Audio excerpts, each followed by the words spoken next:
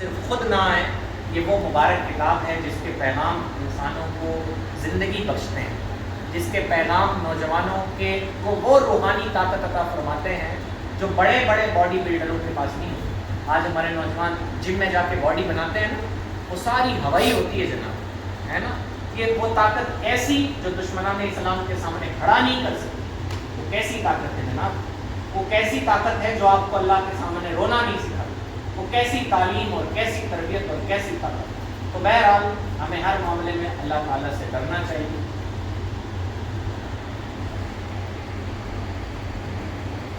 تو ہمیں ہر معاملے میں اللہ تعالیٰ سے ڈرنا چاہیے۔ اور دیکھیں ابھی اللہ کی قدرت دیکھیں، اللہ ہمیں اپنی طاقت پہ بہت زیادہ بھروسہ نہیں کرنا چاہیے۔ آپ نے دیکھا تھا کہ ابھی کچھ روز پہلے، میرے خیال سے 2-3 دن پہلے، اچانک سے دن میں رات ہو گئی تھی دن میں 5 بجے کے قریب کا وقت تھا اور گھٹا ٹوپ اندھیرا، ہے نا۔ آپ کو کیا سمجھ آیا اس سے؟ آپ بتائیں کیا سمجھ آیا؟ موسم کبھی بھی بدل سکتا ہے نا، چھاتا لے کے چلنا چاہیے۔ کیوں مدثر؟ یہی سمجھ آیا؟ یہی سمجھ آیا مدثر کو، یہ سمجھ آیا کہ آپ لوگ چھاتا لے کے چلیے، موسم کبھی بھی بدل سکتا ہے۔ اور کسی کو سمجھ آیا؟ عارف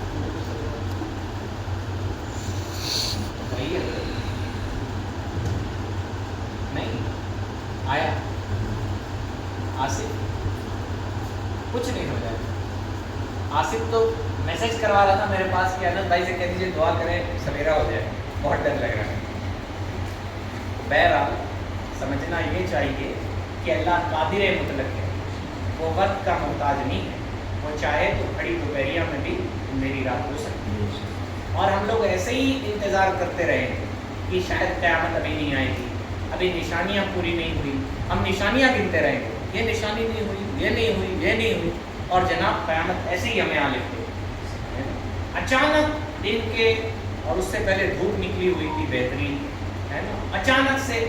اور وہ ایسا نہیں تھا، ہم نے اپنی زندگی میں ایسا دن نہیں دیکھا۔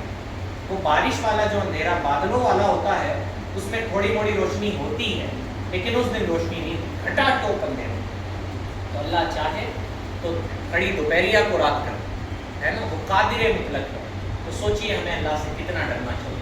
اور میں آپ کو بتاؤں کہ مدرسے میں حفظ پڑھنے والے ان لوگوں کے ساتھی بچے، ہم لوگ تو شاید یہ سمجھے کہ چھاتا لے کے چلنا چاہیے، ان کے ساتھی بیٹھ کے رو رہے تھے اور اللہ سے معافی مانگ رہے تھے، یا اللہ ہمیں معاف کرو۔ ایک مہمان آئے ہوئے تھے مدرسے میں اپنے بچے کا ایڈمیشن کرانے، وہ بہت عجیب ان کی کیفیت ہوئی اور کہا یہ بچے رو کیوں رہے ہیں؟